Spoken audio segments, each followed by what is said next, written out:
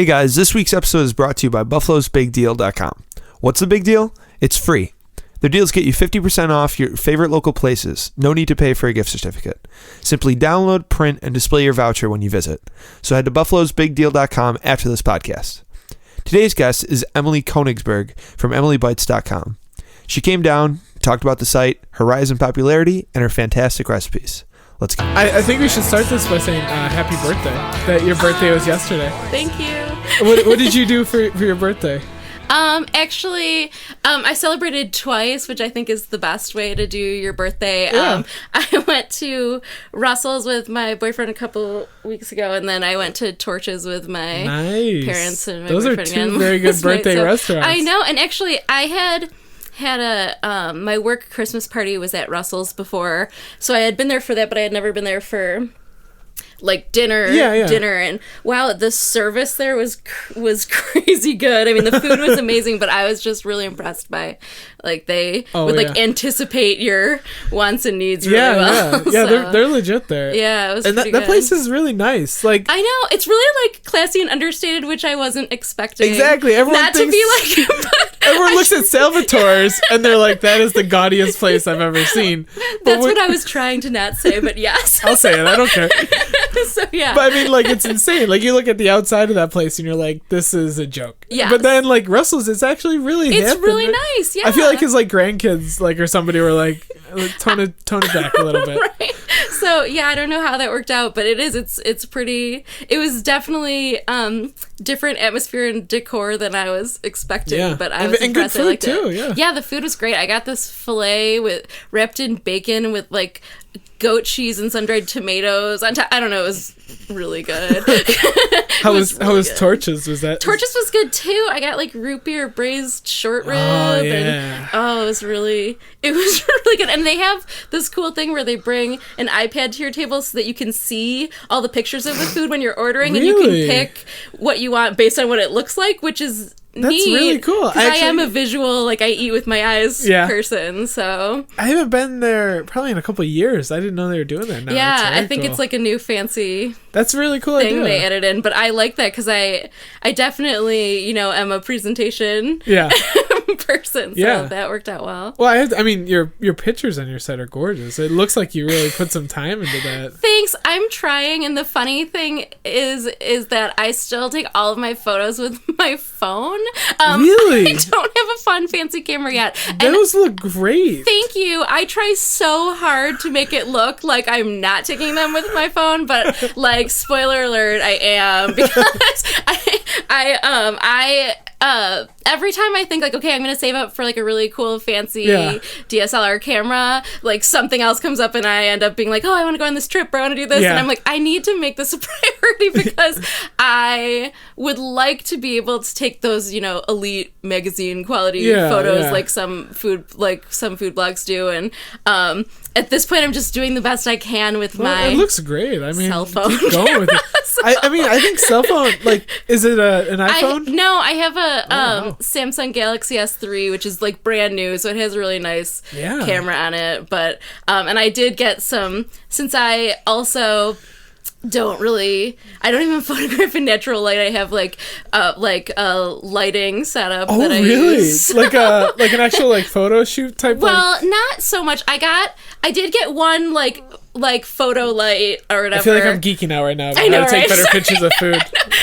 Nobody's gonna hear about this part, but yeah. So I did take I did get a like photo light off Amazon actually, and then I also got just a random light from Target that has like the bendy head, and I got a light bulb that has like the natural light instead of the yellowy tones, nice. and I use that to sort of fill in the gaps that the other light leaves. So that's what I do. It's super ghetto, but it's working for me right now. So it's the best I have to work with. But yeah, someday, dream big, I'm gonna get a nice camera and actually learn how to use it, which I don't. Yeah, I don't either. know I mean, at we all. have an SLR, but half the time it's on just auto something. And Right. And I think once I get one, I'll invest in taking a class or doing something so that I can actually use it properly.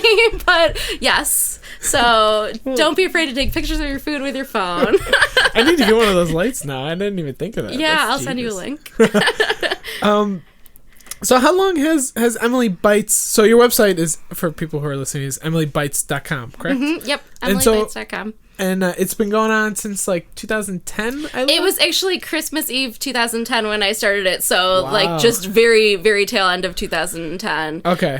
So it's been between like a year and a half and 2 years that I've been doing it. How did this even start? Like, what even made you want to start a food recipe blog? Yeah. I started on Weight Watchers, and I had lost a pretty good amount of weight, but I wasn't enjoying what I was eating so much because I mostly was like nuking lean cuisines and stuff like that, because honestly before like 2 years ago I really didn't cook very much. I did a lot of like microwave meals and spaghetti and like things that were super easy. I've been there. Yeah, I know that about you because I read your stuff too. So yeah. I didn't really cook a lot. So I kind of just started finding recipes online and thinking, you know what, I could eat a lot better than this and still be like losing weight and having a good time on Weight Watchers. So because I love food. Like I'm with you. I love food. I will think about what I'm eating for my next meal while I'm eating my current meal. I mean, I love it. Yes. So it's not something that I'm willing to sacrifice long term in general. Force yourself to eat something that just is gross but is healthy. And I don't think people should have to do that. So I started cooking and realized that I could actually eat like super delicious food and totally fit it into the Weight Watchers plan and not have a problem with that. So, or any diet plan. I just happened to be on Weight Watchers. So I started cooking and I would post pictures of it, just random places like Flickr and Facebook and whatever, and my friends and people would ask me for the recipes. So I followed a few food blogs and I thought, I think I can do this. So so I did just kind of start it like that, and then it kind of grew from there, because other people, I think it's, I think my site appeals to people who both just are looking for delicious recipes, but also, who want to be able to eat those comfort foods and things that they have enjoyed their whole life and all their favorite foods, but still want to be able to either maintain or lose weight and have like a healthy lifestyle. So I don't think you should have to sacrifice any of your favorites to do something like that. So that's where I was coming from. Nice. And I mean, so did it start off as like because right now you post pretty frequently. Yeah, I'm trying. I feel like lately, actually, the past few months, I've just been really busy, and it's been stressing me out because I don't post as often as I used to. I used to post like 2 or 3 recipes a week, and I just can't, like, with a full-time job and like friends and a family and a boyfriend, like I blogging can be almost a full-time job in itself. I can you can attest to that. I can attest to that. Yes, I can confirm that. So, for people listening, it's been rough, and so I have been trying to at least get one post out a week, and hope that I can do more than that. But I mean, when you started, did you even have any idea of how much time you wanted to, like, or where you wanted to go? I don't because like for us, like, it kind of started the same too. Like, we just started posting for us. Like, I wanted a list of places I went so that I could look back and be like, oh yeah, we went there, let's go there tonight. It seems like that was like the same thing. Like, you weren't really thinking about maybe becoming like getting like a readership and everything. Sure. Yeah, I mean, I was posting it for both like for friends and family and people who were asking me for recipes. I thought maybe like some people on the, I am a like frequent poster on the Weight Watchers message board. So I thought maybe some of those people would check it out and whatever. But those are diehard communities. But I didn't really like realize that it would become a huge thing, and I would feel like, oh, I need to keep getting recipes out. People are depending on me. But I do feel like that a little bit, which is funny. But I mean, I've been really lucky and blessed to get like a really awesome readership of people who send me such nice messages about like everything. Awesome. So I've lucked out, I guess. Because I mean, just looking like at like Facebook likes and your Twitter followers. I mean, you've developed like a really big readership. I mean, you get really good numbers. I just surpassed 10,000 Facebook fans last week, so I was pumped about that. That's awesome. I know, and I definitely did not anticipate that when I started it. So it's crazy to me. I mean, when I got to like 500 Facebook fans, I was like, "Let's have a party! This is amazing!" Now I have 10,000, so that's huge. That's insane. That's huge. I mean, so how does it go? I mean, I'm assuming. The rise of Pinterest. Oh, it's huge. That has been huge. I mean, to tell you the truth, it's really funny because my blog basically started at the beginning of 2011, like a couple days before. But so for all of 2011, like I was running around, growing a little bit, like slowly but surely, like getting more readers, and then I don't know if like it was like January 1st, everyone discovered Pinterest or what, or like even maybe if they already had Pinterest, they were like, we need healthy recipes because it's the new year and I'm getting back in track or whatever it was. But it was like a switch flipped. It wasn't even gradual. It was just like, bam, my readership shot up, or my hits shot up like astronomically. It was crazy, and since then it's just been steadily growing since. So definitely the majority of my page views are from Pinterest, like 100%. So. Well, I mean it's safe to say that the Pinterest community is largely female. Sure. Oh no, I would say like 99%. And I mean, I think like the big like topics on there usually are like interior design, from what I've seen, and like planning your someday wedding, recipes, and like crafty projects. Exactly. I did see that there is also a site called Manteresting now, so you may want to check that out. I'm going to check that out as soon as we're done with this. But anyway, yes, Pinterest. There's a ton of recipe stuff on there, and I think that's what a lot of people go there to. Find. So where did you start like getting your inspiration for recipes, and like where do you get it from now? Like has that changed? Or? Probably a little bit, just because in the beginning I was still kind of new to cooking in general, like, and, which is funny because people ask me questions like I'm an expert all the time. And, like really specific about the food. And all the time, and I'm like, I've been cooking for like 2 years, so I may be able to answer this question. But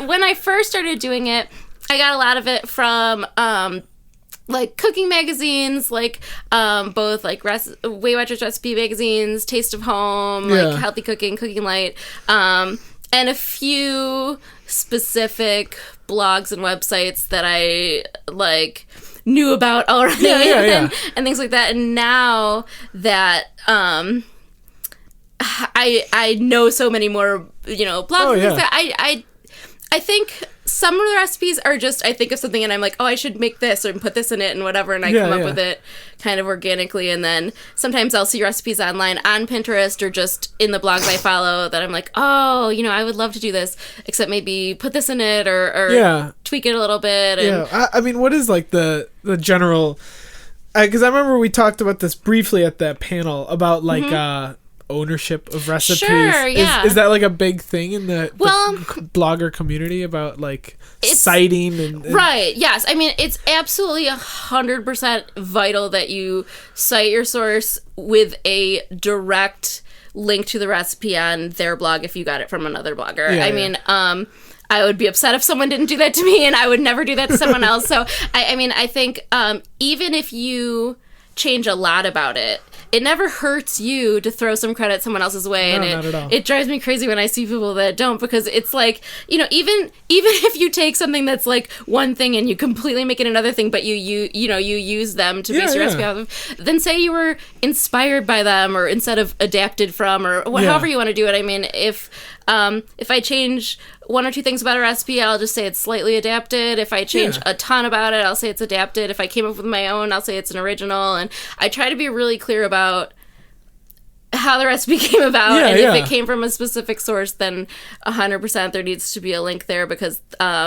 people work really hard, and a lot of time and effort goes into developing recipes and even just making and posting and editing photos and all that stuff. And so you never want to feel like you're straight up being plagiarized, stealing someone's work, without giving them credit. So So yeah, that's definitely a hot button issue, I think, in the blogging community, because some people that are new and things like that just don't. Oh, they don't know better. You'd like to want think to hope that they don't know better, not that they're just a horrible person. Jerks. Yes, exactly.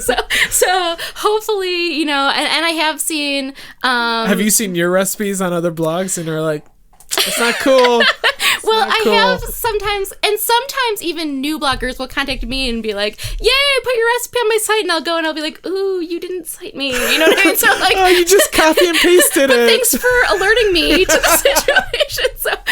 So that's happened a few times, and I have seen my recipe places, but usually for the most part, if you just contact the person and say like, oops, hey, can you make sure that, this has a link to the recipe on my blog? And sometimes it's just they say, like, hey, I found this recipe on Emily Bites, blah, blah, blah, blah, but don't actually say what Emily Bites is or have a link to it. You know what I mean? So if you ask nicely, most people are like, oh, I just didn't realize, and they'll change it. I've seen other bloggers have a problem with people really...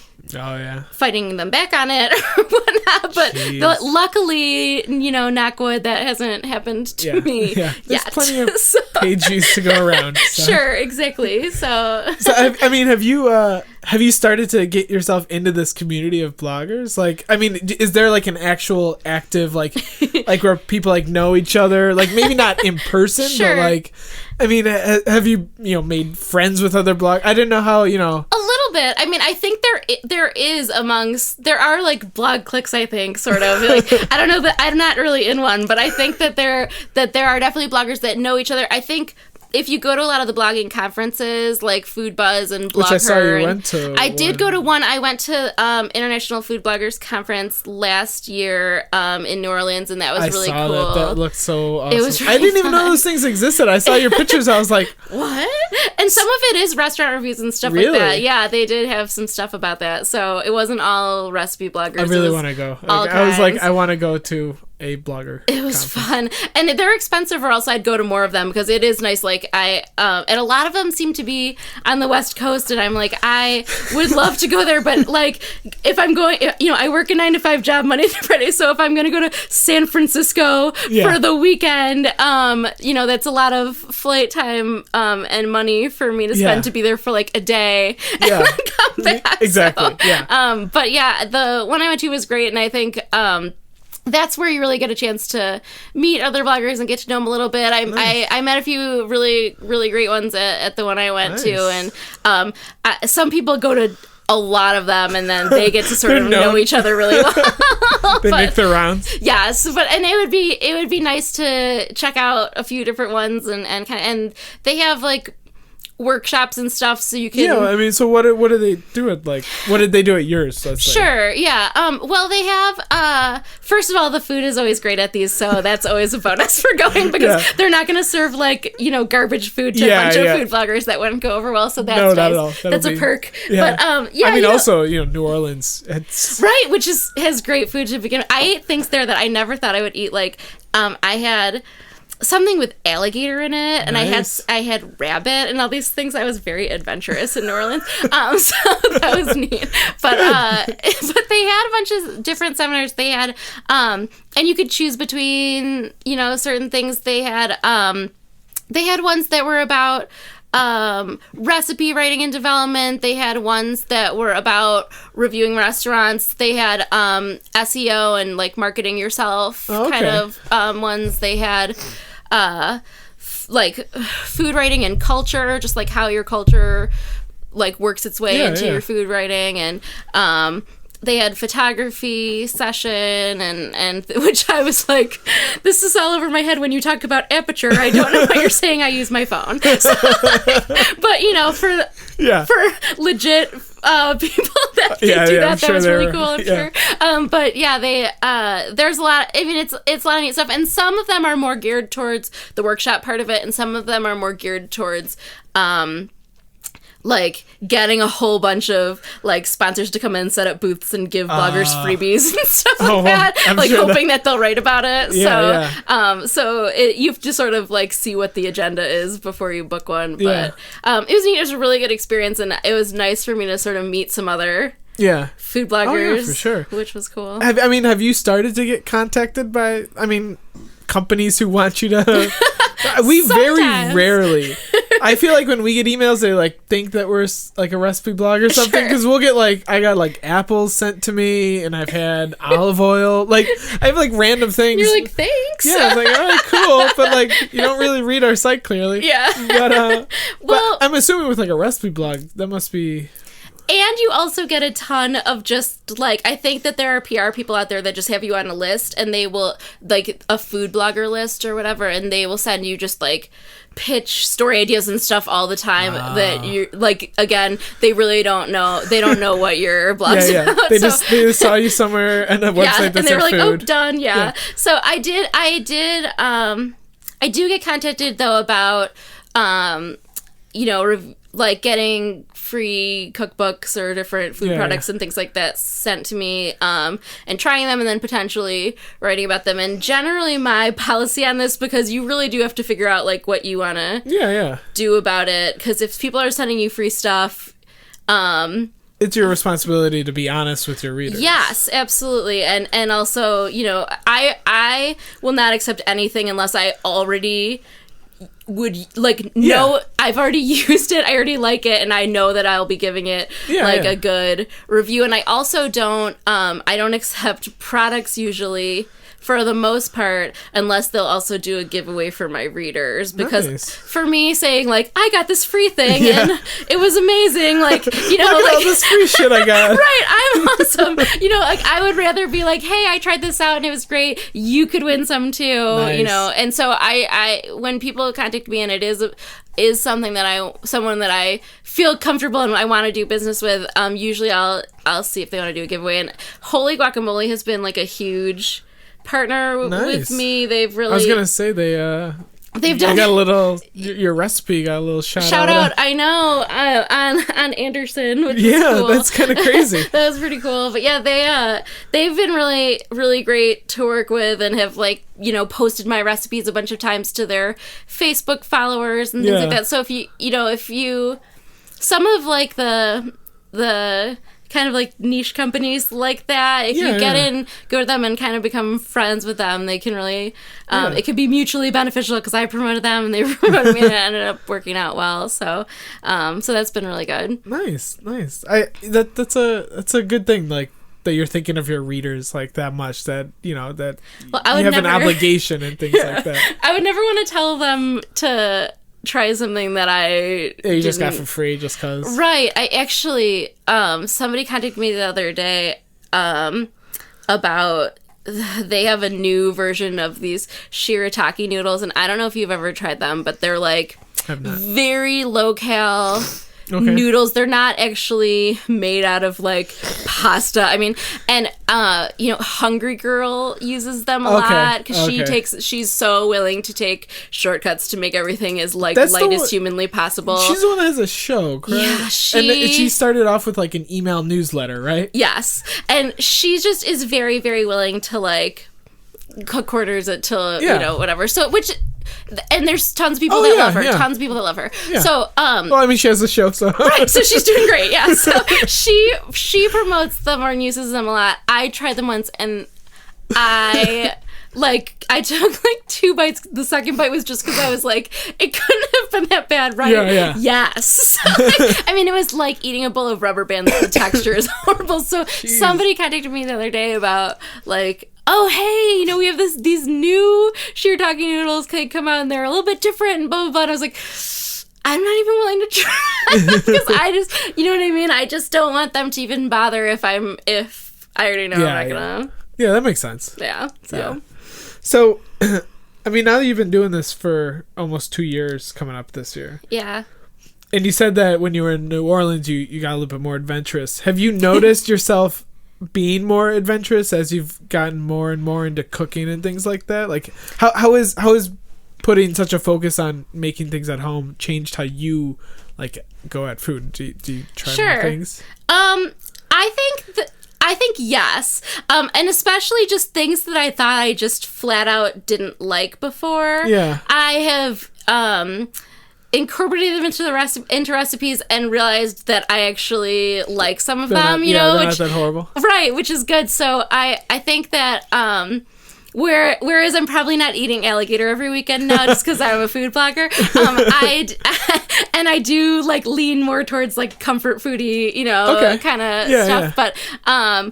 But I mean, I definitely think I'm more open to trying things that maybe I just either already thought I didn't like, I'll eat something crazy that I didn't think that I would already do. I mean, usually it takes like just that, that first time when you eat something that you, in your head, you knew you were going to hate. Yeah. And then you eat it and you're like, oh. Yeah. Yeah. Exactly. It usually takes that little like. My boyfriend makes fun of me all the time because I always say that I don't like a bunch of things and then I'll eat one of them and be like, oh, yeah, that was pretty good. He's like, I know because you don't hate it. And I'm like, well, so I'm warming up on a few things, but like seafood in particular, I did notice somewhere that you don't. I think I don't like seafood and I keep like saying that I don't, but then I keep trying it and being like, oh, I liked that. So like, I'm probably not going to be able to keep saying that for very much longer because it's evidently a lie. Yeah. So do you get like requests on your site for like certain things? Yeah. Are there people who are dying for some shrimp recipes on your site? I have gotten a few things like, why don't you have any like healthy seafood recipes? And I was like, I don't like it, but maybe I'll check it out. I have like one seafood recipe on my website. And I'm like, all right, I should probably investigate that. Yeah. So, but no, I actually do. I get a lot of requests from readers, like, oh, hey, can you like make a lightened up version of this? I would love it, or I miss this. I would, I'd love to try it. And so, and to be honest, sometimes I do them, and sometimes I don't, because generally I'm cooking for myself, like, you know what I mean? And I need to eat the food that I'm making, so if something just doesn't appeal to me at all, like, unfortunately, it's not going on the blog, because I can't spend all that time and effort on something that I can't eat afterwards. But that makes sense. But so I do try to, the other day, one of my readers, Kayla, asked me to make crepes, and I was like, you know what? I want to make crepes, so I made some, and so sometimes that happens, but do you have like a good dialogue with your readers? Like, do you have some that like you almost some regulars? I think, kind of, definitely. Like, I definitely have regular, especially I think Facebook fans. And I do see people that comment on my recipes that comment a bunch of times, which is awesome. But I do think I feel like my Facebook community of 10,000 is like more close knit somehow. So there are, I do feel like I recognize and sort of like air quotes know a little bit, know some of them a little bit. So that's cool. And I feel like they're like part of the Emily Bites family. The only thing I feel horrible about is that I've been so busy lately that it's just harder. When I started blogging, I responded to every comment, and I was so like attentive to that, and I still read every comment, and they mean so much to me, but I just don't have time to write a whole paragraph back. Right, and I feel horrible. Like, people are coming to me and saying like, oh, your site's so great, I lost 70 pounds making your recipe, and it touches me so much that like I can't even express it. Like, I love reading these stories, and it's so motivating to me, but then it's hard because, I work all day, so I read them when they come in on my phone or whatever, but then if I have plans after work, and then the next day goes by, and I feel really bad because I still have written back to this person who, like, wrote me this really took the time to go write me, like, a heartfelt comment. And then I feel like a jerk because I haven't responded to them yet, so that happens, too. I'm jealous. I mean, I'm assuming you must get, like, really positive comments. Like, for the most part, yeah, because, like, we just get, like, it's half and half, like, you have no idea what you're talking about. This restaurant is the greatest restaurant, or maybe occasionally like, yeah, that's right. Yeah. That's like I'm jealous. I need to start posting recipes. Yeah, you should. Well, I mean, I've gotten a few negative comments. I can't pretend that it's all been perfect. Yeah. Well, it's the internet. I mean, exactly. If you put yourself out there, you're going to get some people that don't like you, and that's fine. I mean, I think for the most part, my comments and things like that have been overwhelmingly positive and amazing. I have incredible readers, but then every once in a while someone sneaks in like and sometimes they're just mean just to be mean, like, nothing to do with anything. They're just trying to be a jerk, and I'm like, all right, I don't even know what to do with you. Usually, though, the nice part is, like, my readers will have my back if someone posts something mean. You got will, a crew. flame them. Yes. It's really, You got a crew I don't even back. have to, like, respond to them. I can just be like... You're gonna sick your readers, man. Exactly, and then I can just sit back and be like, haha. That's Thanks, awesome. readers. I love that. I love that. So one of the things that I think is like really maybe your signature thing would be is the muffin tin meals. The muffin tin meals, yes. the cupcakes. Yes. How did that start? Like, a lot of your popular recipes, like especially the one that was on Anderson, that was taco cupcakes, right? Yes, yeah. So how did, and then I saw Lifehacker had a cupcake one. Yep, I've gotten a little bit of play on those, definitely. All of my like cupcake recipes or muffin tin meals have been really, really popular, so I keep doing them. I mean, for people that haven't been to my site before, I tend to take like savory meals that would usually be a plate of food and try to make them into a like muffin tin sized, portion, so that you can choose how many you want as your portion. It's built-in portion control. I do a lot of like layered wonton cupcakes, and then like just the other day I made chicken parmesan meatloaf muffin, like in a muffin tin. People like went crazy over me. It was awesome. So yeah, no, it actually started.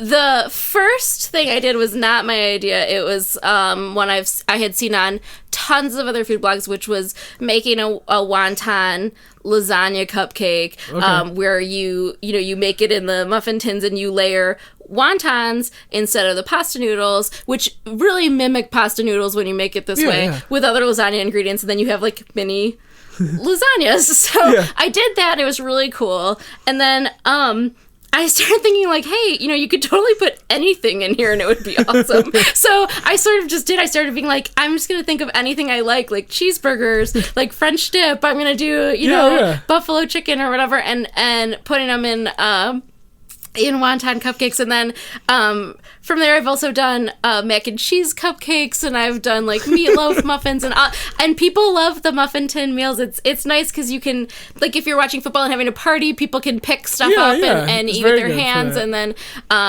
or even just kids like I'm sure they think it's so cool. Yeah, they love having their own little mini meal, and it's just nice because if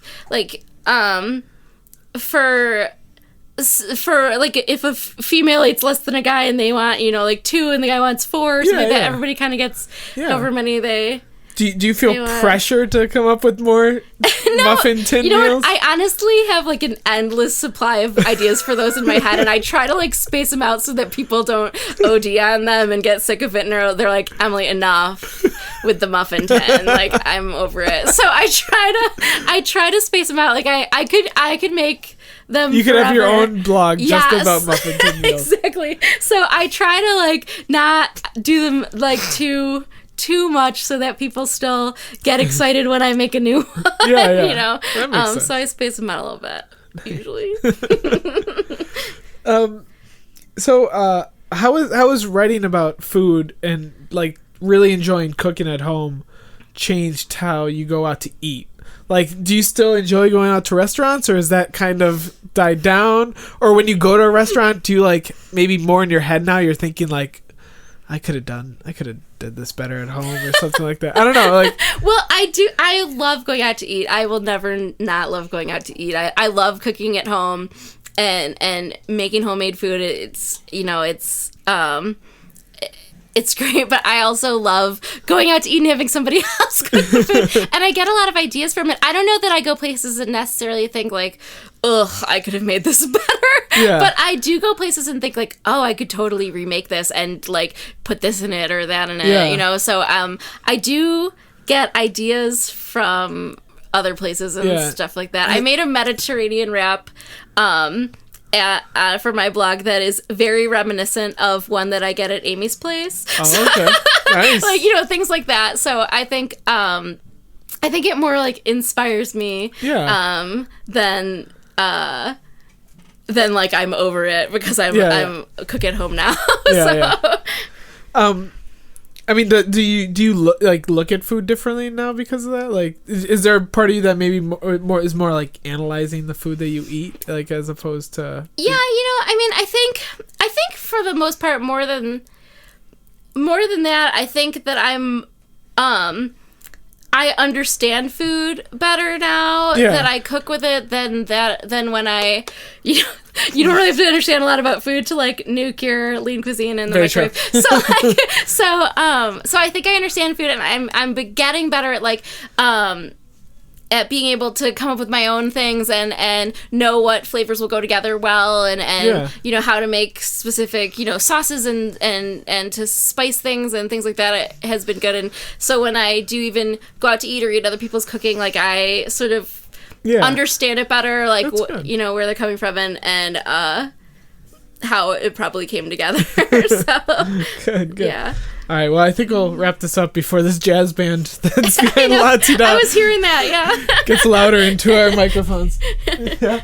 I mean, where do you see Emily Bites going from here? I mean, you said that you spend a lot of time on it, and obviously, I mean, I know firsthand experience, like, having a full-time job and wanting to devote more time to a blog it can, make you crazy. I mean, where would you like to see Emily Bites go from here? I mean, the thing that I think probably most people would naturally assume is like some type of cookbook or something like that. Sure, I know, and I think I do get a lot of people asking like, oh, do you have a cookbook, or when's your cookbook coming out, and things like that. And it's not something that I'm specifically planning for right now. I mean, I would love to do that. It's a lot of work, and I think it's really hard to get a cookbook now, especially because just publishing houses are having a hard time since a lot of things are online now. Yeah.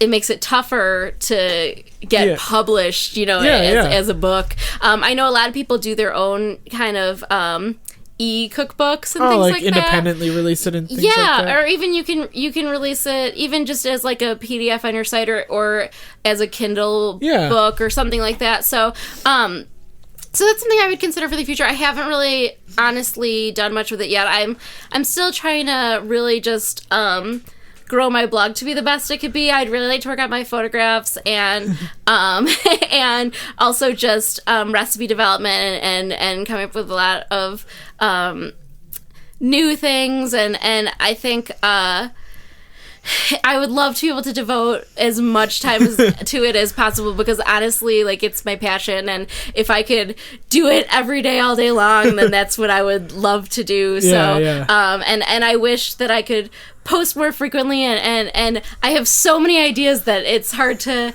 edit down to like only being able to post once a week. So so I'm I guess for now I'm focused on just keeping my blog growing and improving myself as a writer and recipe developer and as a I don't even want to call myself photographer, but as a phone photographer, and hopefully someday a real photographer. So that's really where I'm at now. I do think doing some kind of a cookbook or e-cookbook or something someday would be amazing, though. So well, I hope it works out, and thank you. And you have an awesome site, and it's great to see somebody from Buffalo, develop this huge following and things like that. And so thanks. Thank you for coming down here. I really appreciate it. Yeah, thanks for having me. I was pumped to be included since my readership is not really Buffalo based. A lot of people in Buffalo have no idea that I exist. Yeah, so I actually saw somebody what made me think to hit you up was the one thing a friend of mine, like a friend of a friend, posted one of your recipes on their blog, and other Buffalo people were passing around, and I was like, they don't even know she's from Buffalo. I posted a Buffalo Buffalo City guide that I saw online on my blog Facebook page yesterday, and it was really cool because a ton of readers posted back, and a lot of them said, I used to live in Buffalo, and I loved it, and I got all positive responses about Buffalo. Everybody was writing back oh, I miss Buffalo, I love Buffalo, and I was like, yes, because I would love to let every single person in the whole universe know that Buffalo's not what they think it is, and then it's Exactly. really great. So Exactly. so I'm proud to be from Buffalo, and I'm thankful that you had me on the podcast. Oh, it was my pleasure. All right. Thank you.